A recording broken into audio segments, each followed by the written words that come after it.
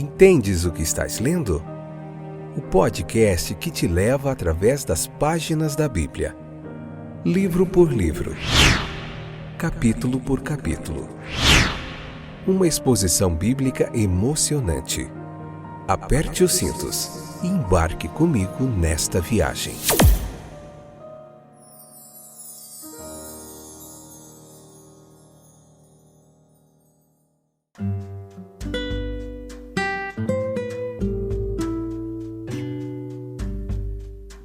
Olá, meus amados companheiros de viagem, eu sou o Fábio e esse é mais um episódio do podcast Entendes o que estás lendo. Joia demais! Caminhamos firmes e constantes através do livro de Atos dos Apóstolos, do nosso irmão Lucas, capítulo 11, parte 1, episódio 822, 10ª temporada. Que bom que você voltou e é joia demais ver o seu interesse, dedicação e esforço. É intencional, precisa ser intencional, com dedicação, o propósito de estudar a palavra de Deus, e os frutos são variados e ótimos. Hoje a gente vai dar continuidade.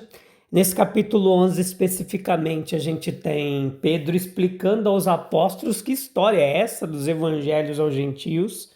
A mentalidade deles ainda acreditavam, muitos deles, que o evangelho era algo exclusivamente dos judeus, mas Deus vai dando algumas direções para Pedro, através de Cornélio, que a gente viu no capítulo anterior. E é isso, tem muita coisa legal para a gente mergulhar aqui hoje, então fica aí até o finalzinho, compartilha esse trabalho. Se você nos escuta pelo YouTube, curte lá para que outras pessoas sejam alcançadas. Esse trabalho já tem sido espalhado em muitos países e lugares, mas enfim, nosso desejo é que continue se espalhando mais ainda.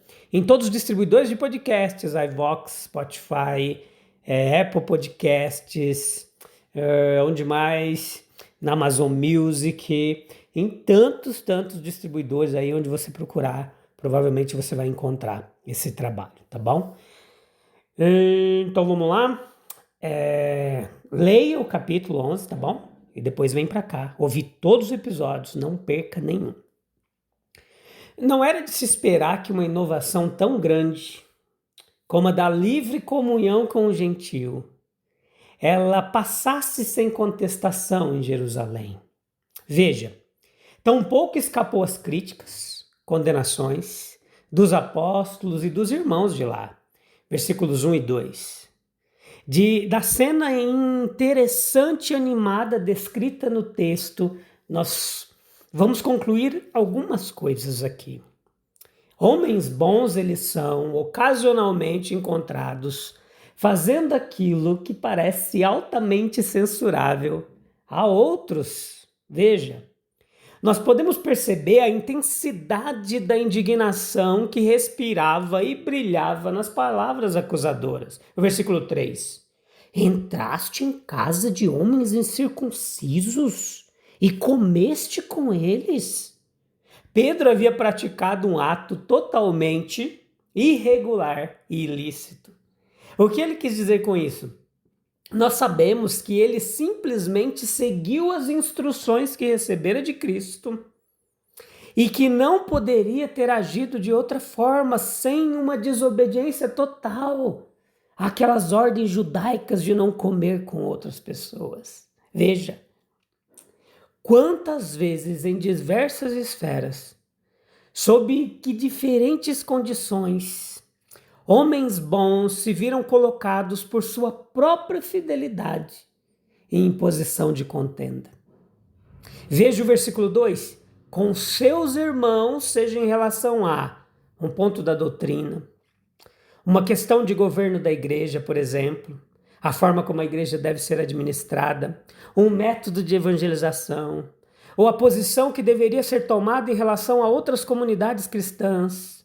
Nestas em questões semelhantes, os melhores e mais sábios homens ocasionalmente se viram compelidos a confrontar as fortes censuras daqueles com quem estavam em comunhão. Veja, é uma posição extremamente dolorosa ter que despertar a indignação de homens bons, mas pode ser o nosso dever claro e sagrado ter que fazê-lo. Muitas vezes, uma simples narração dos fatos é a melhor defesa possível. Versículo 4.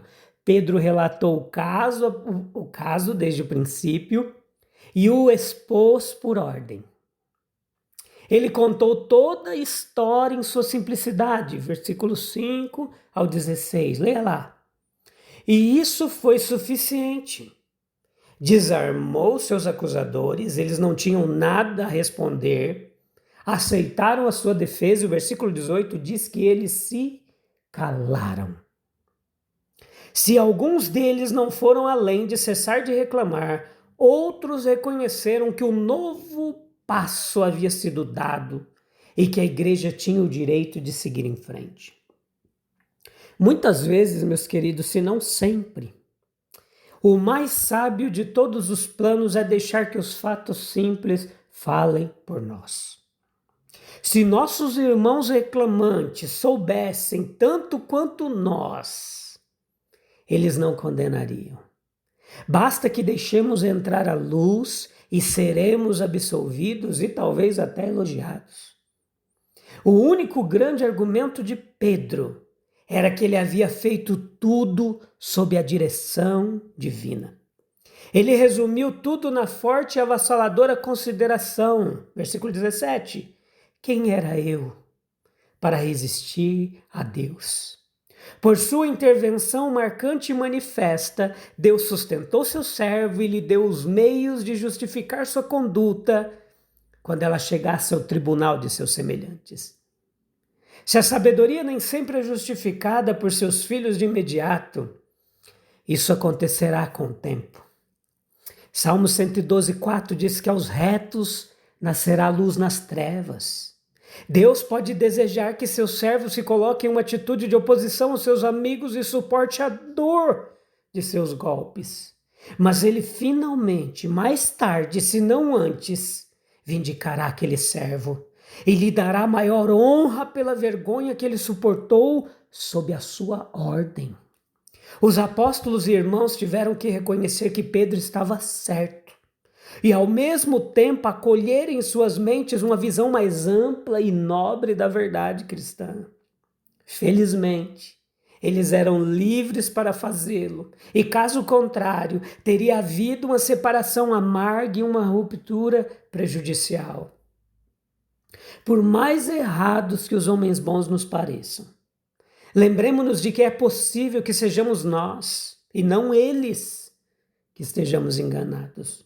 Nós podemos estar muito confiantes de que estamos certos, mas os mais certos também falham. Estejamos prontos para ampliar nossa visão à medida que Deus nos dá luz. Ele tem ainda mais luz e verdade para revelar em sua palavra. A sabedoria não habita conosco. Do tesouro celestial, ainda há riquezas de verdade a serem distribuídas. Uma igreja dócil, ela estará sempre aprendendo e adquirindo. Há alguns homens que, por sua teimosia culpada, elas bloquearão o caminho da estrada que traz Deus. Há outros que pegarão o que for necessário para preparar o caminho para que ela possa seguir rapidamente seu curso benigno. Que nosso seja o espírito dos apóstolos, irmãos em Jerusalém, que tendo ouvido e aprendido disseram: então Deus concedeu também aos gentios o arrependimento para a vida eterna. A igreja de Deus, ela foi estabelecida sobre um novo fundamento de liberdade. O único fundamento estável de comunhão espiritual, confiança mútua, dependência comum do Espírito de Deus, liberdade de expressão, compreensão plena da regra de vida. O próprio Pedro, ele não pode ser autorizado a violar princípios aceitos sem ser responsabilizado. Ele explica, justifica francamente sua conduta. O velho fermento do judaísmo estava em ação, mas o antídoto estava lá, a obediência ao Espírito de Deus. as verdadeiras condições do avanço espiritual. O indivíduo não silenciado, mas chamado ao seu verdadeiro lugar como membro da comunidade, um membro do corpo, fornecendo sua porção de nova luz. O padrão de referência, não a opinião particular de Pedro, ou a decisão da igreja após a discussão, mas a manifestação do Espírito de Deus em fatos e testemunho inquestionável. Havia testemunhas confiáveis. Quem era eu para resistir a Deus? Existem aqui, meus queridos, diferenças marcantes entre tal revelação e afirmações privadas e isoladas de inspiração, como as de muitos hereges na história da igreja.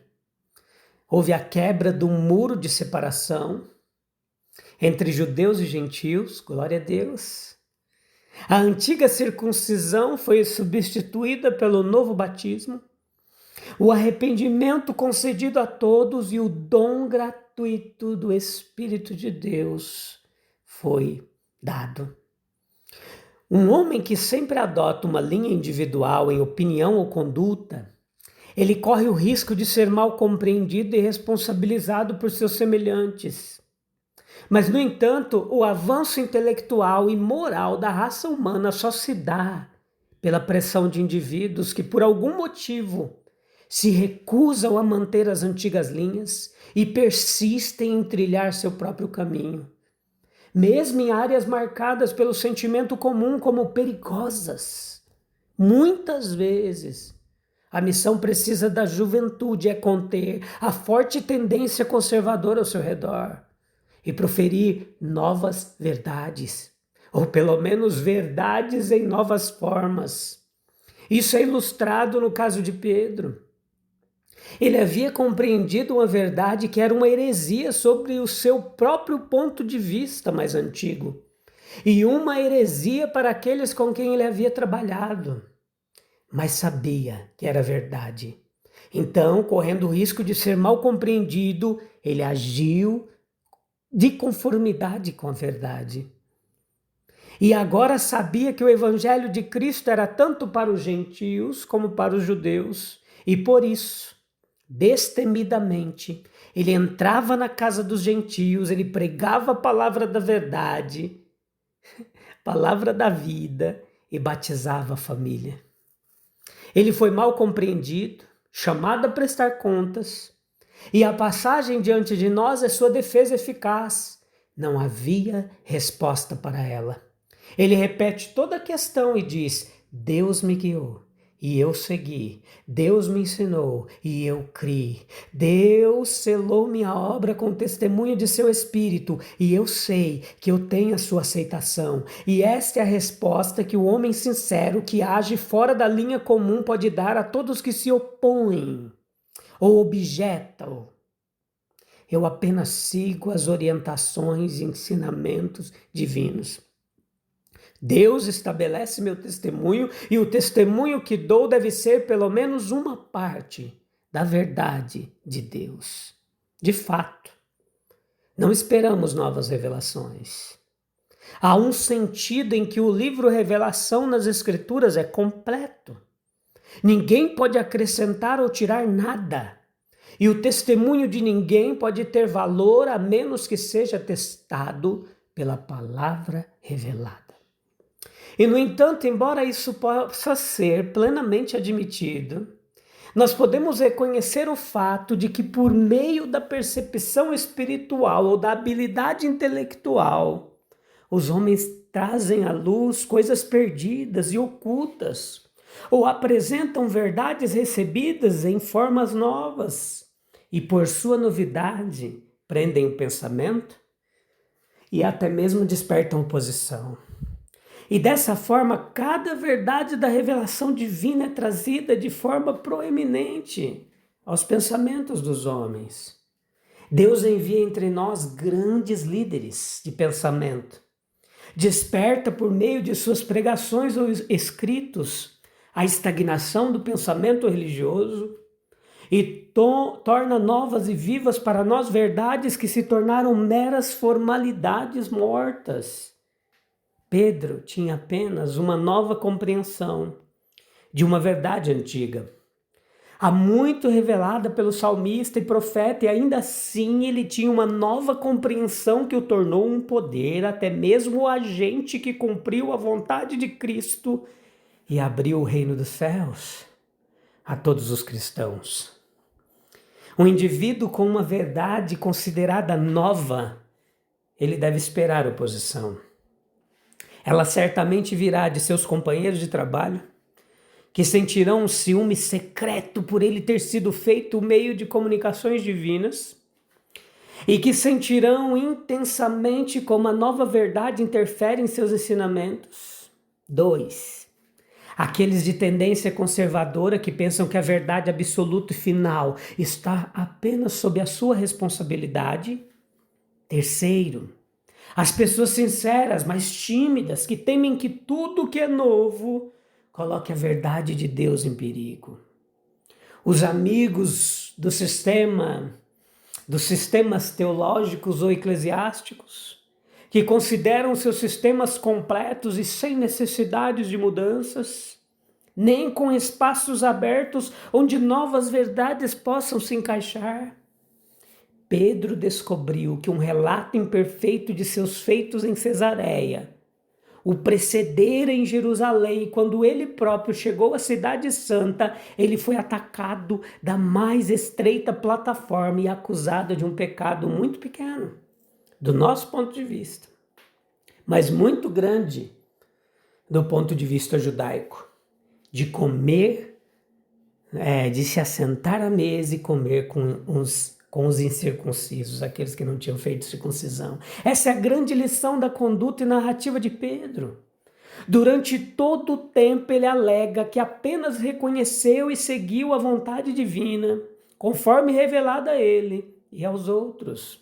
Deus falou com ele em visão, providência e impulso interior.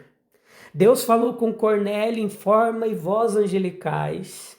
Deus selou a obra de Pedro com o dom do seu espírito, e como um homem fiel e verdadeiro, ele só podia ir aonde Deus o guiasse e falar como Deus lhe ordenasse para o seu público. Esta era a melhor de todas as respostas, aquela que desarmaria toda oposição. Um judeu sincero deve ser leal à vontade de Deus, seja qual for a forma como ela seja revelada, e por mais estranha que pareça aos seus sentimentos. Meus queridos, quem somos nós para resistir a Deus quando Ele rompe barreiras que nós mesmos criamos? E que direito nós temos de limitar a comunhão cristã? Apenas aqueles que se encaixam nos nossos padrões humanos.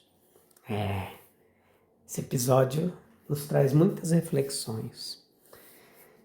Vamos orar? Busca um local calmo e tranquilo para a gente falar com Deus e encerrar mais um episódio. Louvado seja o nome poderoso de Jesus. Senhor, que bom que Pedro ouviu, atendeu, e foi assim que o Evangelho chegou até nós.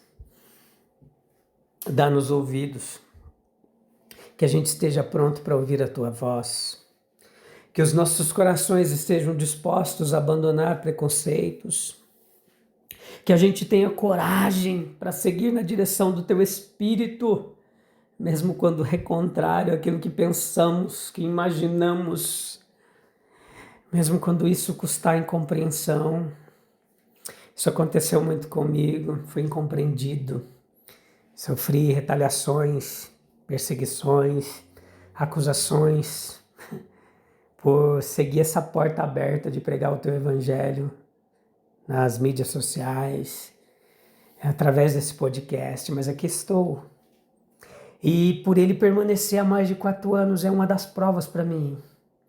Por ele ter alcançado tantas vidas é outra prova para mim, que o Senhor tem direcionado. E glória a Ti, honra o Teu nome. Louvado seja o nome de Jesus. Amém, amém e amém. Obrigado, Senhor. Obrigado pela vida do meu irmão, do meu ouvinte. Obrigado, porque Tu permanece para sempre. Amém.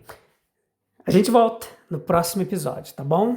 Sem falta. Te encontro lá. Deus abençoe. Até breve. Tchau, tchau.